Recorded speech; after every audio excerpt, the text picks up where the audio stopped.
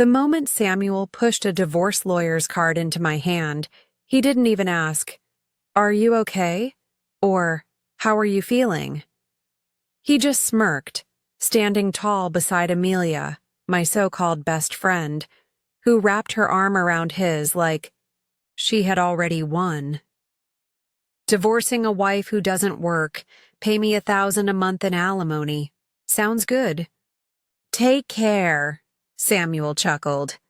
They thought I would break down. They thought I would beg. But instead, I smiled. Fine, let's divorce then. For the first time, I saw a flicker of confusion cross Samuel's face before he quickly mirrored Amelia's smug grin. They didn't know me at all. They didn't know what I had prepared or how far I was willing to go. My name is Lillian Cooper, and I had loved Samuel since we were kids. I trusted Amelia like a sister. Now they will pay for using my kindness as weakness. What they believed was the end for me, was only the beginning of my plan. I will make them cry, and every tear will be my celebration. Before we begin, don't forget to subscribe to my channel so you never miss the rest of this unbelievable story. My name is Lillian Cooper, and before my world collapsed, my life was stitched together by love, trust, and long years of silent sacrifice. I wasn't born into privilege. My childhood home was a tiny 2-bedroom house at the edge of town, where peeling wallpaper revealed the layers of paint my father had scraped together money to buy, and the smell of my mother's cooking lingered through every season. We didn't have much, but we had each other, and for me that was enough. Growing up, Amelia Price was my closest friend. She had everything I didn't: new clothes each school year, a big house with a spotless driveway, parents who never worried about bills. But she was also reckless, selfish, and impulsive. I ignored the whispers about her stealing boyfriends, the warnings from classmates who called her manipulative. To me, she was still the girl I braided friendship bracelets with, the girl who shared secrets under the stars. Even when she crossed lines, I defended her. Samuel Cooper came into the picture during high school. He was quiet but steady, the kind of boy who lent me his notes when I was too sick to attend class and stayed after school to help me with math. I secretly liked him for years, but I never thought he would choose me over Amelia.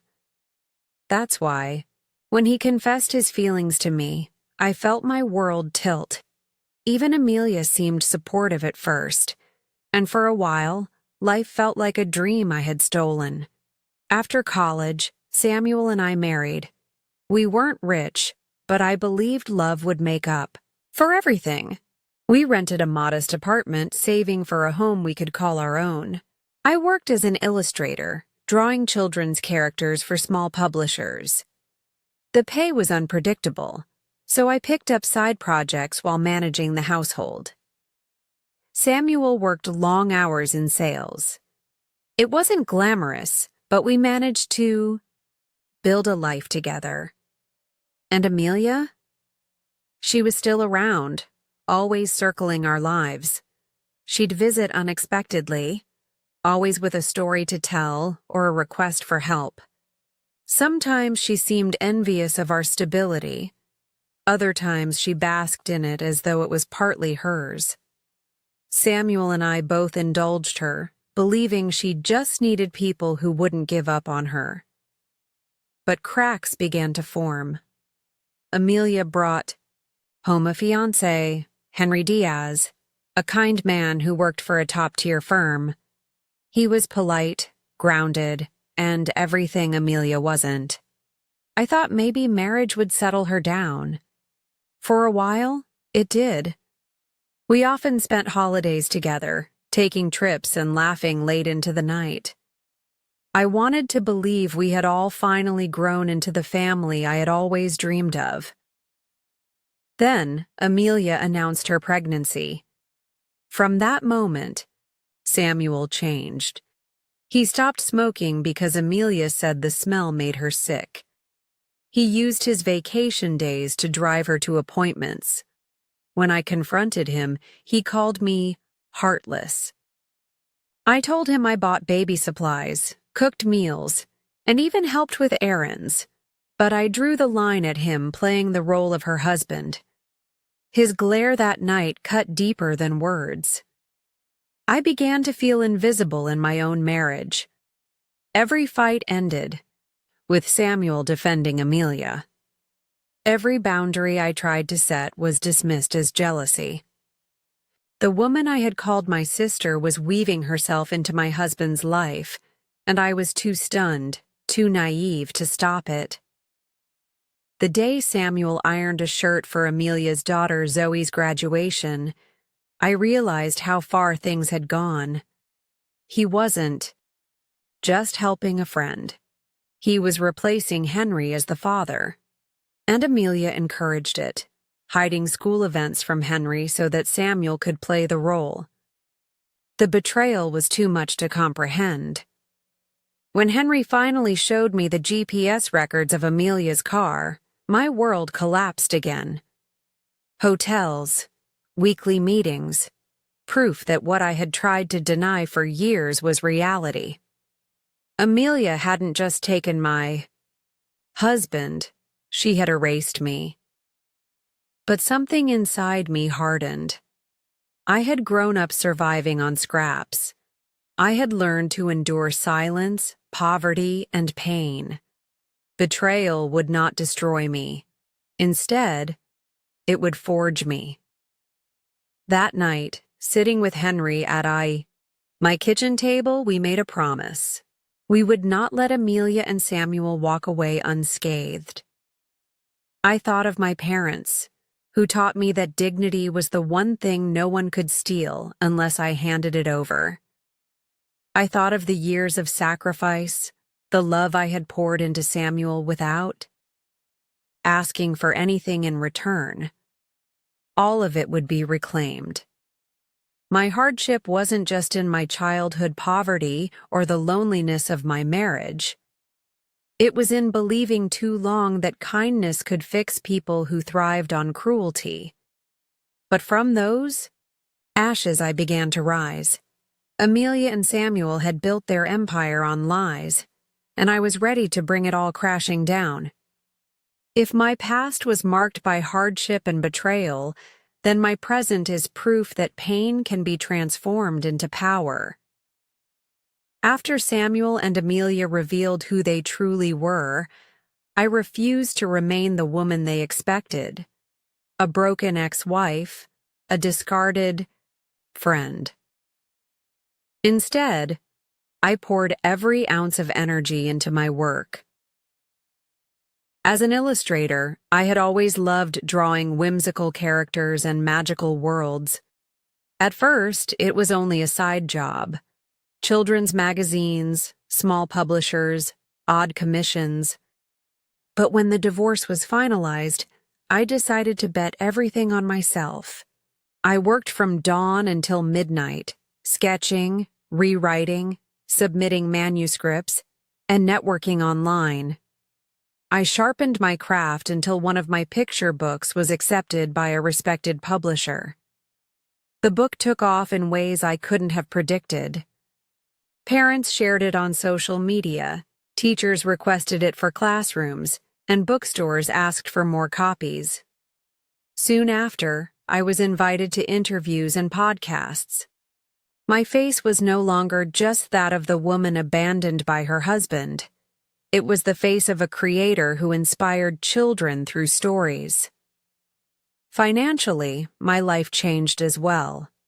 Royalties began to flow in. My annual income, once modest and unstable, skyrocketed into the hundreds of thousands. I bought a new workspace filled with light, shelves of books and art supplies I once could never afford. I even hired assistants to help me manage the growing demand for my work. For the first time in years, I wasn't surviving. I was thriving. Yet, the sweetest success wasn't the money or the fame. It was Zoe. Despite being Amelia's daughter, and Samuel's too, she gravitated toward me. While Samuel treated her graduation like a performance and Amelia used her as a prop, I offered her stability, honesty, and care. She visited me often, sat beside me as I drew, and even helped me brainstorm story ideas. Once she said, "Lillian, you make me feel like I belong." Those words mattered more than any award. Henry, too, remained a steady presence. After uncovering the affair, he had every reason to collapse under the weight of betrayal. Instead, he became my ally.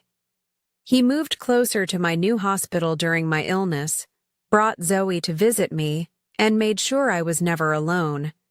I admired his quiet resilience. He wasn't loud or vengeful. He was deliberate. Every step he took was measured, preparing for the moment when Amelia's lies would come crashing down.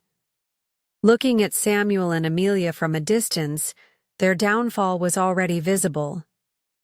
They thought they could replace me easily, but instead, they lost everything. Samuel's career faltered after his reputation at work crumbled. Amelia, who had never held a job seriously, found herself isolated, living off scraps of Samuel's shrinking income. Meanwhile, my name was becoming known across the publishing world. There is a certain kind of silence that comes after years of being dismissed, a silence filled with focus, determination, and the kind of creativity that can't be broken by betrayal. That was the silence I lived in now. My success wasn't built to flaunt in their faces, though the irony was sweet. It was built because I refused to let them define me. I am Lillian Cooper. No longer just the girl from a poor family. No longer the invisible wife in Samuel's shadow. No longer Amelia's backup friend. I am an author, an illustrator, a woman who rebuilt her life from the ashes they left me in. And the best part? They don't even realize yet that this success is only the foundation for what comes next. Because revenge isn't satisfying when it comes too soon. No. True revenge is served when they believe they've won, only to discover they were pawns in a story I've been writing all along. For months after the divorce, my life moved forward in silence. I drew, I wrote, I recovered. Success bloomed around me, and Zoe's laughter often filled my quiet home. Henry visited often, carrying with him the calm of a man who had endured betrayal and chosen to rise above it. Yet I knew the calm would not last forever. Betrayers always return, not because they miss you, but because they need something. And sure enough, Samuel and Amelia came back. It started with late-night calls from numbers I didn't recognize. I ignored them until one evening, curiosity got the better of me. The moment I answered, Samuel's voice exploded through the line. "Lillian, what the hell is going on with the house? Why are we being told to move out?" In the background, I could hear Amelia's shrill complaints, like nails dragging across glass. I nearly laughed. They had forgotten, of course, that the house they lived in was mine, a workspace I rented long before Samuel ever moved in. He never paid rent, never managed utilities, never once thought about who actually held the lease. I had canceled it, right after the divorce, making it clear to the agent that they should contact Samuel directly. "Obviously, you'll have to move out," I said coolly. "That place was never yours." For a moment, silence. Then came Samuel's roar. "Don't screw with me, Lillian." His anger quickly morphed into desperation. "Fine, whatever. Just, when will you transfer the money? We're running low on cash." I raised an eyebrow, though he couldn't see me. "What money are you talking about?" "The alimony, damn it. I told you, 11,000 a month." "Oh," I said softly. "I don't recall agreeing to that." His scream was incoherent, rattling my eardrum, but all I could do was smile. They had expected me to crumble. Instead, they were the ones scrambling, begging, demanding scraps they thought they deserved. I ended the call with a gentle, almost cheerful dismissal. "We're strangers now, Samuel. Don't contact me again. My lawyer will be in touch." The calls kept coming, then stopped. But I knew them too well. If Samuel couldn't get money, he'd try something else. And Amelia was too proud to accept defeat quietly. The next time I saw them was not by phone, but face to face. Henry had driven me, during a short hospital discharge, to Samuel's parents' house. I had always maintained a warm relationship with them, and it felt right to explain the truth. When I walked in, I found Samuel and Amelia already there, looking smaller than I had ever seen them, trembling under his father's stern gaze. "You told them?" Samuel hissed at me, his eyes wide with rage. "I told them the truth," I replied simply. Amelia clung to his arm, her eyes darting nervously. Then Samuel's father spoke, his voice a thunderous echo through the room. "I didn't raise you. For this? Cheating? Betraying? Marrying her?" He jabbed a finger toward Amelia, whose face flushed red. The air in the room thickened with disapproval, the weight of disappointed parents who had once adored me as their own daughter. I felt no joy in their anger, only justice. But Amelia wasn't finished. Her voice rose, sharp and insistent. "Why are you all acting like this? This is love. Samuel and I are starting over. You should be happy. You'll even have a grandchild, a blood-related one."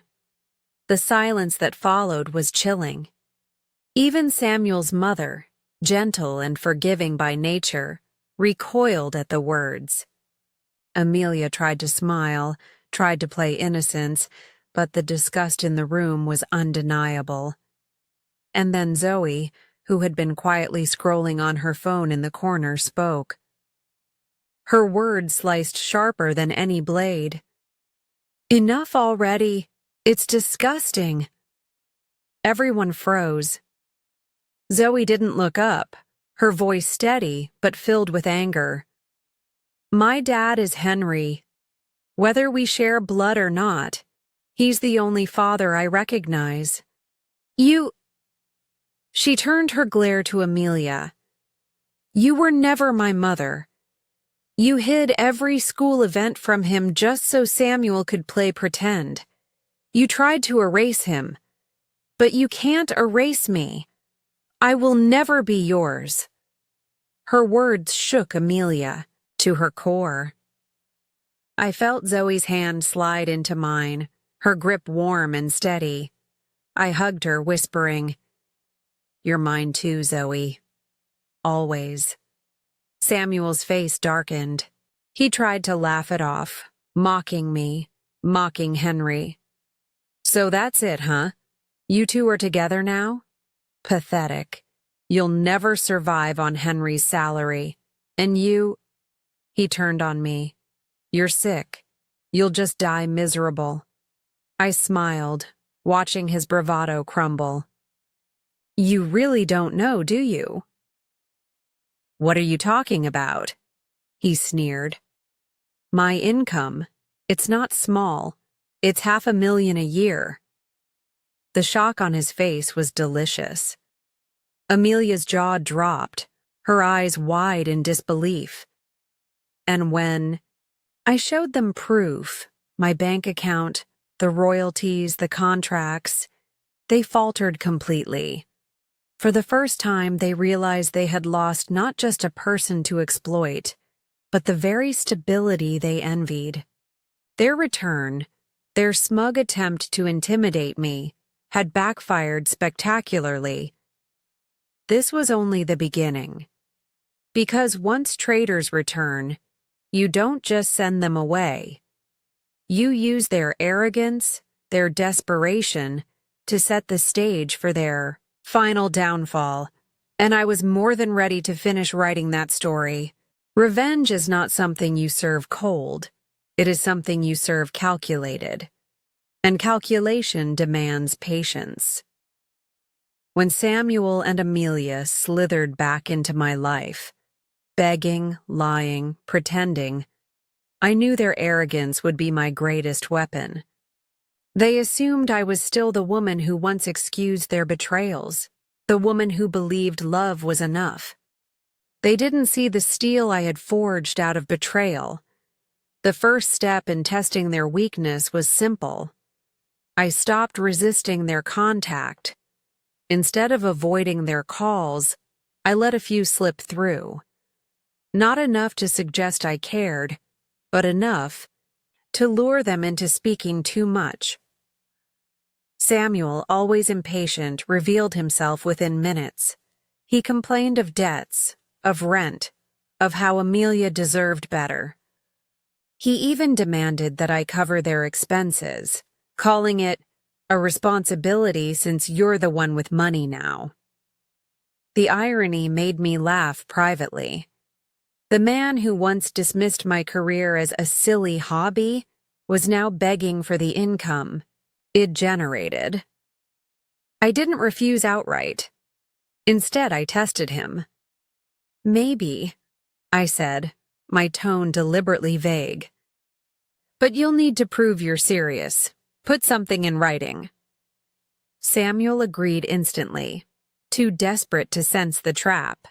He texted me 6 times afterward, promising he'd draft a document.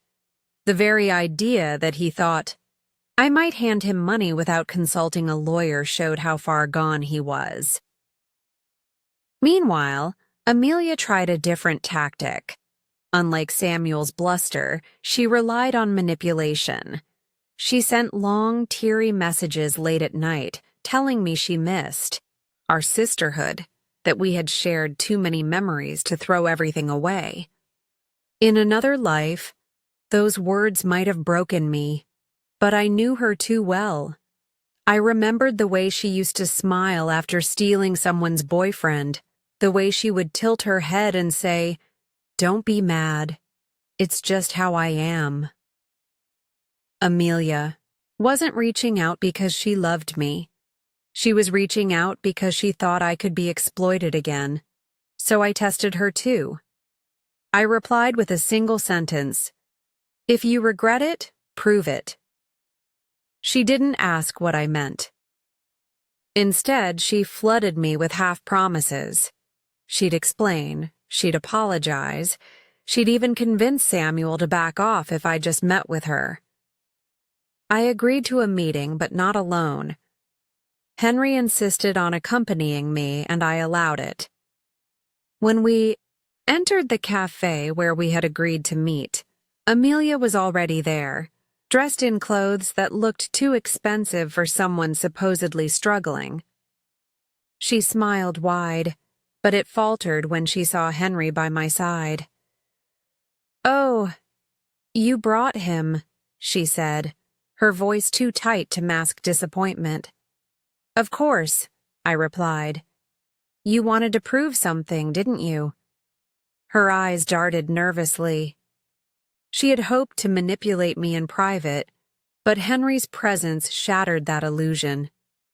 She launched into a speech about mistakes, about how love just happens, and how Samuel wasn't to blame for following his heart. I watched Henry's jaw tighten as he remained silent. Then came my test. I leaned forward and asked, "If you want forgiveness, tell Henry the truth. Admit what you did, in your own words." The color drained from her face.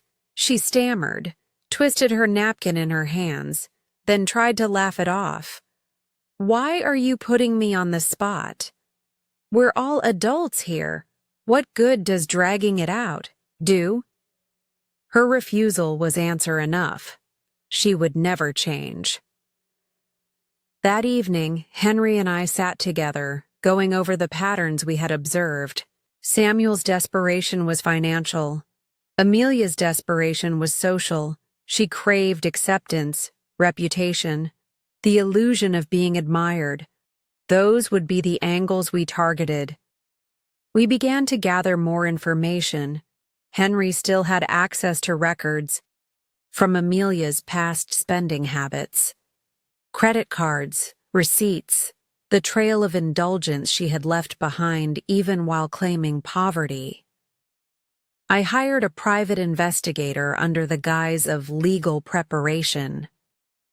Within weeks, we had files filled with evidence: Amelia's unpaid debts, Samuel's reckless loans, even whispers of them cheating not just with each other, but with others during the past year. To test just how cornered they were, I sent Samuel a simple message: "You'll hear from my lawyer soon."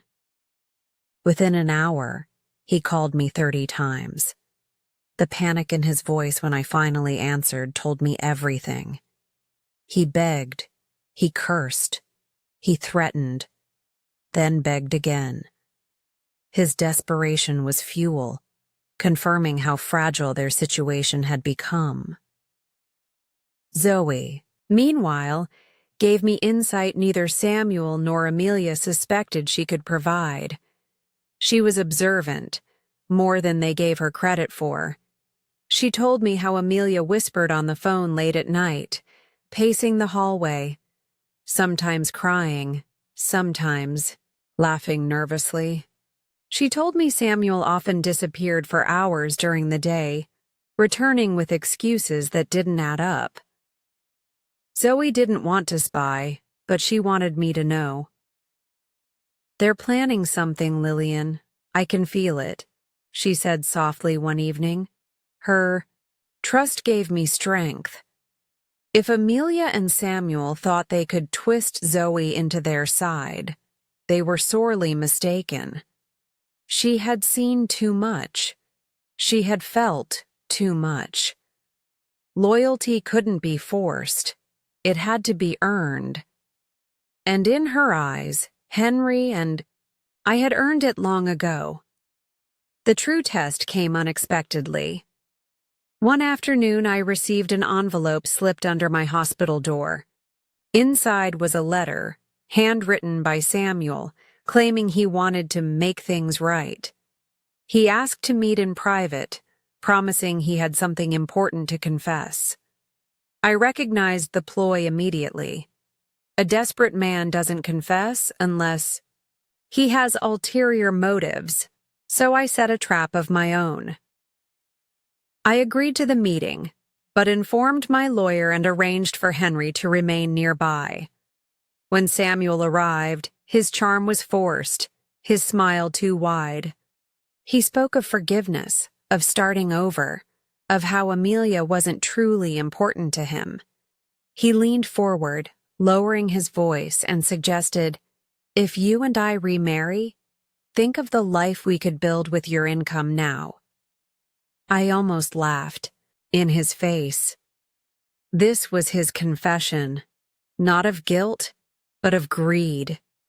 He didn't want me. He wanted what I had built. The test was complete. He failed spectacularly.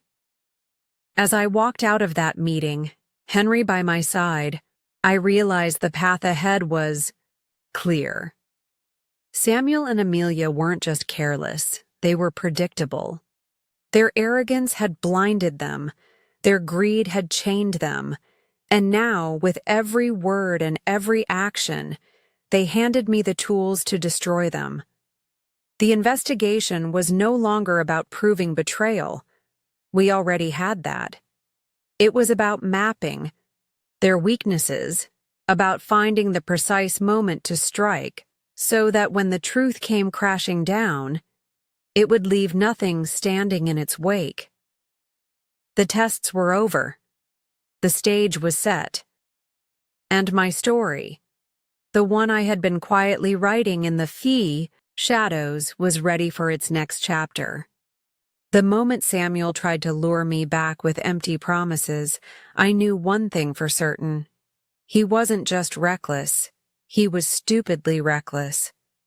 And stupidity leaves trails. If I wanted my revenge to crush them completely, I couldn't simply rely on words or hearsay. I needed proof, undeniable and heavy enough to bury them both. I began with what I already had. Henry's GPS records, showing Amelia's car parked at hotels week after week. That was the cornerstone. But one stone is not a house. We needed bricks, pillars, and walls strong enough to withstand their denials. Henry was meticulous. While I handled my illustrations and books during the day, he quietly spent hours combing through Amelia's old financial records. It turned out Amelia was careless with money, always had been. She had credit cards in her name, credit cards in Samuel's name, and even accounts she had tried to hide from Henry. He gathered statements, photocopies, and receipts. We discovered she had bought luxury handbags and jewelry, even as she cried to me about being broke. I turned my focus to Samuel. For years, he had bragged about his client dinners and sales trips. But when I looked closely at his expense reports, things didn't add up. Restaurants listed on the bills were places he and Amelia had visited together. Hotels marked as business lodging matched the GPS entries Henry had shown me. I quietly asked an old acquaintance of mine, a former co-worker of Samuel's, if he ever traveled with the company during those dates. The answer came swiftly. No, he wasn't scheduled for any trips that month. It was the first thread. Pulling it, I unraveled a tapestry of lies.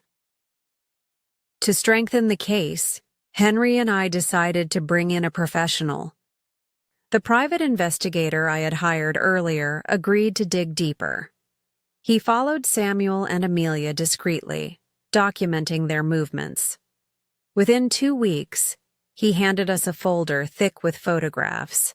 Samuel and Amelia entering hotels, holding hands at restaurants. Amelia sneaking into Samuel's apartment while Henry was at work. There was no denying it now. But revenge wasn't just about proving infidelity. It was about proving intent, recklessness, and selfishness. That's where Zoe unintentionally became our strongest ally. She never spied, not intentionally. But she noticed things, small details only a child could catch because adults often underestimate them. "Mom keeps getting these envelopes," she whispered one evening as she sat next to me, drawing a picture in my sketchbook. She hides them under the couch. And sometimes Samuel comes over and they count money together. I heard them say something about rent and owing. I reassured her that she had done nothing wrong, but inside, my heart raced. Money troubles, secret cash, that meant debt, and debt meant leverage. Henry and I searched deeper, tracing bank withdrawals.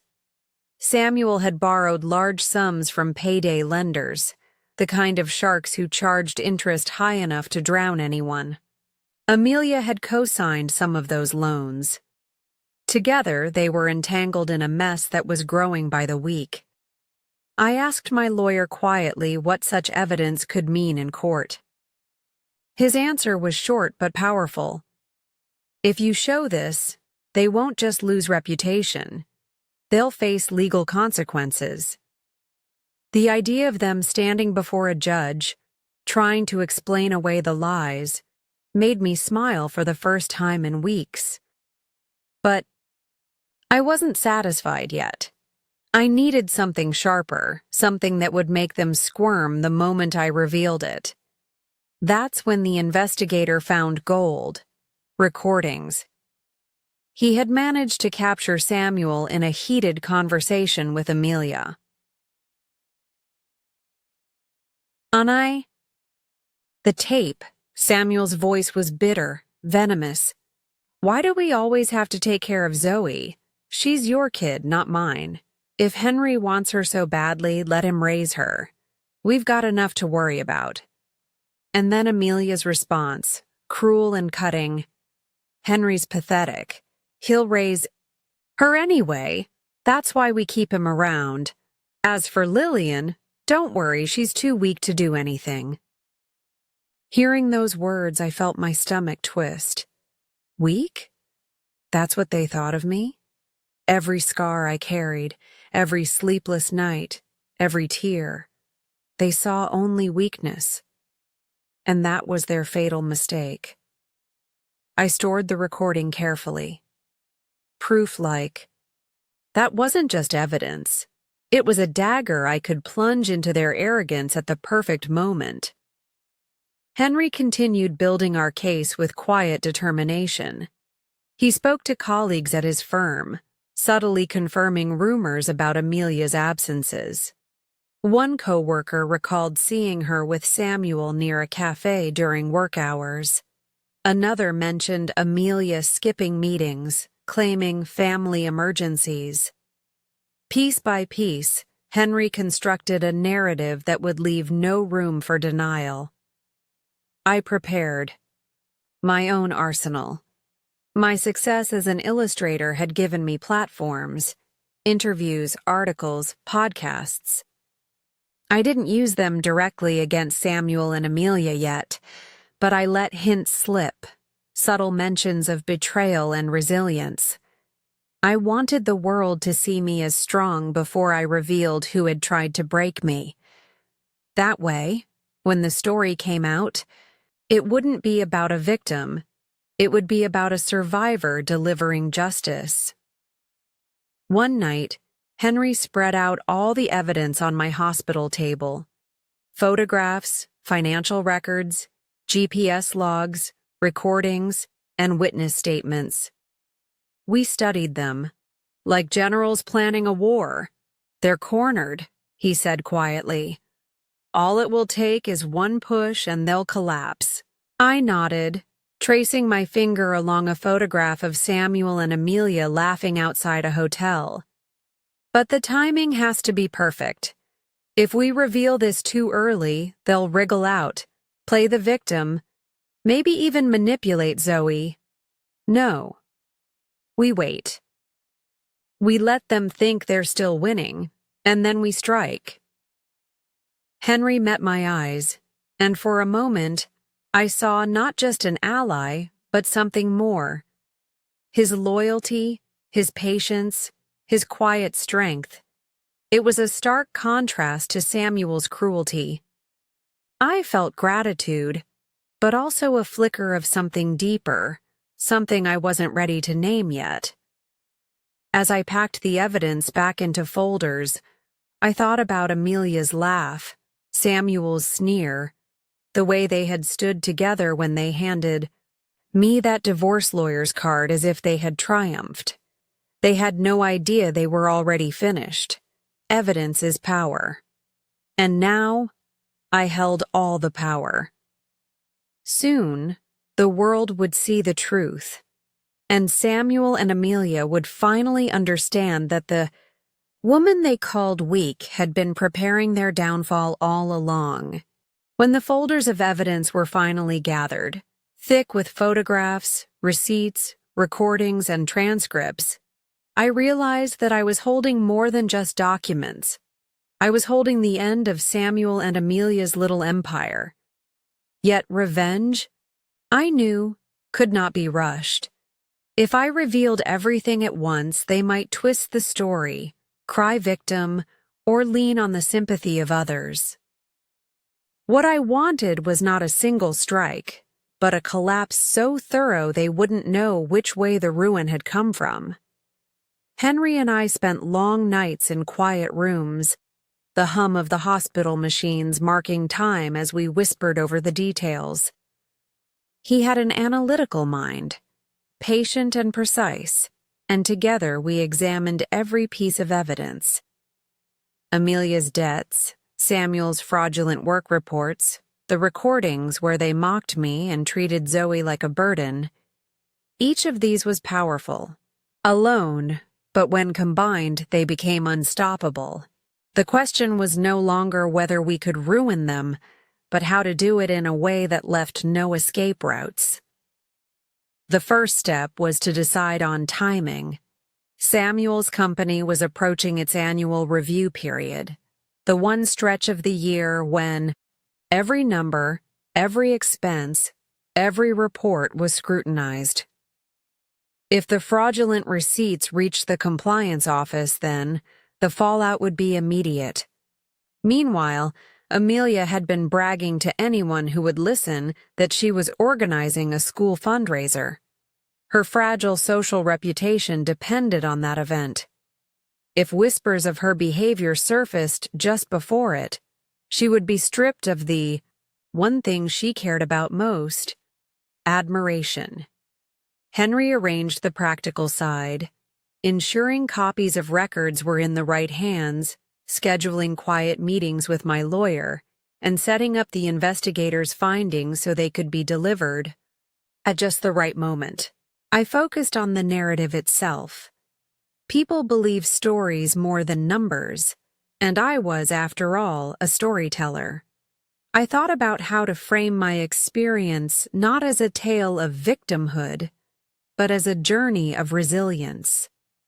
If I stood up in public and revealed the truth with calm dignity, no one would doubt me. I also thought constantly of Zoe. Protecting her meant more to me than hurting Samuel and Amelia. Every plan had to safeguard her from their manipulation. She had already seen enough to know the truth, but I wanted her to feel secure, to see that justice was not just about punishment, but about building something better. When she asked one evening, her voice small and serious, "You're making sure they can't hurt us anymore, right?" I promised her I would. As the pieces came together, I began to notice small signs of Samuel and Amelia's unraveling. Samuel called me with increasing desperation, sometimes slurring his words, sometimes shouting, sometimes begging. Amelia, once radiant in her self-assurance, showed cracks too. Neighbors whispered about her strange absences. Mothers at Zoe's school avoided her forced smiles. The net was tightening, and they could feel it, though they didn't know where it was coming from. But even as their world frayed, I remained still, silent, watchful. I wanted them to believe they were still in control. Samuel even tried to meet me privately, spinning lies about how Amelia didn't matter, about how we could remarry and build a future with my income. His arrogance nearly made me laugh out loud. He had no idea that while he spoke, every word was being added to the growing file of proof against him. At night, when Henry finally went home and Zoe was asleep, I would sit with my sketchbook and draw. Sometimes I sketched villains with Samuel's sneer, or tricksters with Amelia's false smile. Other times I drew myself, not the broken woman they expected, but a figure rising from ashes, holding her own story like a sword. It was a reminder that this was not about spite alone. This was about reclaiming power. The final step of the plan was how to reveal it all. My lawyer recommended court, and that was part of it. but I wanted more. I wanted a moment that would live in their memory forever, when they realized the collapse of their lives wasn't bad luck, but deliberate consequence. So I decided to align the unveiling with something personal, an exhibition of my illustrations paired with a reading of my newest children's book. The event would draw publishers, teachers, parents, and even local media. It was meant to celebrate my success, but it would also serve as the perfect stage for truth. At the close of the evening, when the audience's eyes were on me and their hearts were warm with the story I read, I would speak, not bitterly, not loudly, but with the quiet strength of someone who has survived. I would tell them how betrayal can try to erase you, but resilience can rebuild you stronger. And then I would show the proof, piece by piece, letting the evidence speak louder than any accusation ever could. Samuel and Amelia would be in that crowd, smug at first, then horrified, then ruined. When Henry and I finally closed the last folder, there was a long silence between us. I felt the weight of what we were about to do, but also a calm certainty. Revenge, I realized, isn't about screaming at those who wronged you. It's about writing the ending yourself, so that the people who thought they were authors of your story learn they were only footnotes. I had been quiet for too long. Now my voice and my plan would echo louder than anything Samuel or Amelia could ever silence. The night of the exhibition arrived, and the air buzzed with anticipation. The gallery was filled with parents holding their children's hands, teachers flipping through pages of my newest book, and reporters adjusting their cameras as they waited for my reading to begin. Soft light spilled across the walls where my illustrations hung. Bright forests, playful animals, gentle heroes drawn with strokes of hope. To anyone looking in, it was a celebration of art, of resilience, of life renewed. And it was. But for me, it was also the battlefield I had chosen. Samuel and Amelia came, of course. They couldn't resist the lure of my success. Amelia wore a new dress, too bold for the modest event, her smile wide but strained. Samuel stood beside her, posturing with false confidence, though his eyes flickered uneasily at the whispers already spreading through the room. Henry and Zoe sat near the front, their presence steady and reassuring. When I stepped onto the small stage, silence settled. I read from my newest picture book, my voice calm and even, the words telling a story of a small bird that had its wings broken, only to grow stronger feathers and learn to fly higher than before. Children listened with wide eyes. Adults leaned forward, sensing there was more beneath the words. And when the story ended, I closed the book gently and looked out at the crowd. This story, I began, is not only for children, it is also for anyone who has been betrayed, anyone who has been told they are weak. I was told those words once, but weakness can be rewritten into strength. The room was hushed.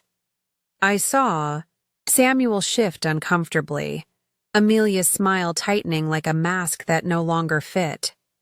I trusted people who betrayed me, I continued.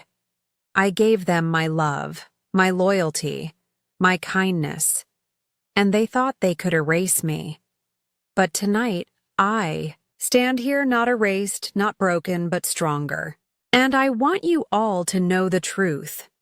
I signaled to Henry, who rose and handed me a folder. I opened it slowly, deliberately, and pulled out the first photograph.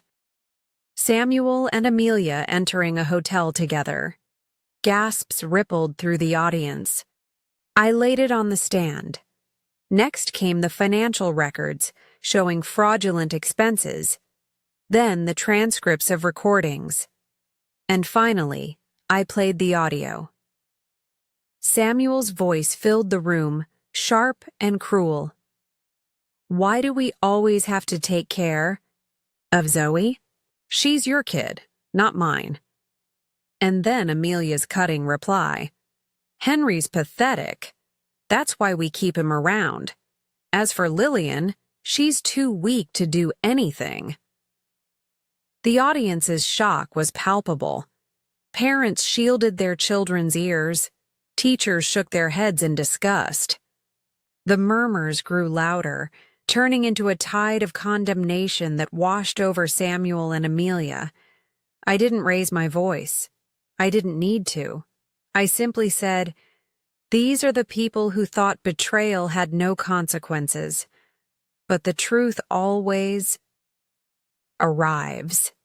Amelia's face drained of color. Samuel surged to his feet, shouting, "This is lies, fabricated, she's just bitter." But his words faltered as Henry stood, calm and firm, holding additional copies of the evidence. "Everything you see and hear tonight has been verified," Henry said, his voice steady. "This is not bitterness. This is justice." Zoe, sitting quietly in the front row, lifted her chin and spoke loudly enough for all to hear. "My mom is Lillian. She's the one who's been there for me. Not you." Her voice trembled slightly, but her courage was undeniable.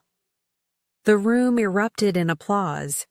Not polite applause, but fierce, supportive clapping that shattered whatever illusions Samuel and Amelia still clung to. Amelia tried to grab Samuel's arm, whispering frantically, but he pulled away, his face twisted in anger and humiliation. He looked at me with wild eyes, but I met his gaze calmly, without fear. He had no power left. The reporters moved quickly, cameras flashing, pens scribbling. By morning, the story would spread. The successful illustrator exposing betrayal, the false friends unmasked in public. I had not only taken back my voice, I had made sure their downfall was seen by everyone who once believed their lies. As the crowd rose to leave, many stopped to squeeze my hand, to thank me for my courage, to tell me they saw themselves in my story. That was the sweetest victory. Not just revenge, but the knowledge that my survival lit a path for others. Samuel and Amelia slipped out, small and defeated, drowned by the whispers that followed them. Their empire of lies had collapsed in front of witnesses, and there was no rebuilding it now. I stood on the stage a moment longer, breathing deeply, letting the energy of the room settle inside me. For the first time in years, I felt completely free. The climax had come, and I had won. The storm that erupted after my exhibition did not fade quietly. By the next morning, articles filled local news sites. Children's author exposes betrayal in stunning public reveal. Community icon caught in scandal. Samuel and Amelia's names were everywhere, not as victims, not as admired figures, but as symbols of greed and deceit. Samuel's company moved swiftly. The compliance department couldn't ignore the evidence of fraudulent expense reports, not with photographs and recordings spreading online. Within days, Samuel was called into a meeting and escorted out of the building, his career shattered. Colleagues who once shook his hand now avoided him, unwilling to be associated with the disgrace. Amelia's downfall was even harsher. The school fundraiser she had bragged about collapsed before it began. Parents refused to work with her, whispering behind her back, shaking their heads when she appeared at the school gates. Her family, embarrassed and angry, distanced themselves. Then came the wave on social media. Hashtags like Saksh Week No More and Akshark Truth Wins spread rapidly across Facebook and Instagram. Clips from my exhibition were shared in reels and stories, viewed millions of times. Users replayed the moment Amelia mocked me as too weak, then celebrated my quiet reveal of the evidence. Comments poured in beneath the viral posts. This is how you deal with betrayal. She turned pain into power. Samuel and Amelia are finished. Their names became memes, jokes plastered in captions and reels, examples of arrogance destroyed by truth. Whenever they tried to post, thousands of comments flooded in, reminding them of what they had done. Financially, their situation crumbled fast. Creditors, emboldened by the publicity, demanded immediate repayment. With Samuel unemployed and Amelia unemployable, they turned on each other, blaming, shouting, scrambling. Neighbors reported loud arguments late into the night. The glamorous pair who once flaunted their smiles now trudged through grocery aisles with empty eyes, paying with coins instead of cards. Meanwhile, Henry filed for custody, armed with evidence of Amelia's neglect. The court moved in his favor. Quickly, Zoe, relieved, no longer had to endure her mother's manipulations. She came to live with Henry full-time, and I often found her in my studio after school, humming softly as she colored in the margins of my sketches. For me, the aftermath was calm, almost serene. My lawyer finalized claims for damages, ensuring Samuel and Amelia would pay for the chaos they had caused. My health improved steadily, my doctors optimistic about the future, and my work flourished. Publishers, impressed not only by my art but by my strength, offered me new opportunities, including international translations of my books. The revenge had been thorough, but more importantly, it had been just. Samuel and Amelia were left with nothing but the ruins of their choices. While Zoe found safety, Henry found justice, and I found peace. As I sat one evening in my hospital room, sketching Zoe as a brave little heroine with a sword in her hand, I realized something. The true victory wasn't just their downfall. It was the life we were building from the pieces they had tried to shatter. The dust has settled, yet the story is not over. Samuel and Amelia are ghosts of who they once pretended to be, faces whispered about on Facebook and mocked through endless Instagram reels. They live in the shadows of their own shame, while I continue to rise, my books reaching more children, my name carried farther than I ever dreamed. But revenge was never only about them. It was about Zoe finding a home where she is loved without condition. It was about Henry finally standing tall, free from the weight of Amelia's lies. And it was about me, choosing not to be erased, but to reclaim every piece of myself they tried to take. Sometimes late at night, I still wonder if Amelia scrolls through her phone, seeing the endless posts that remind her of the day her mask slipped. Or if Samuel lies awake, replaying the moment his arrogance collapsed under truth. Perhaps that is punishment enough. Or perhaps the true punishment is knowing that while they sink, I keep climbing. And so, my story does not end here. It continues. With new chapters, new hope, and a future they can never touch. If you want to hear how this journey unfolds, don't forget to subscribe to my channel. The next chapter may surprise you even more.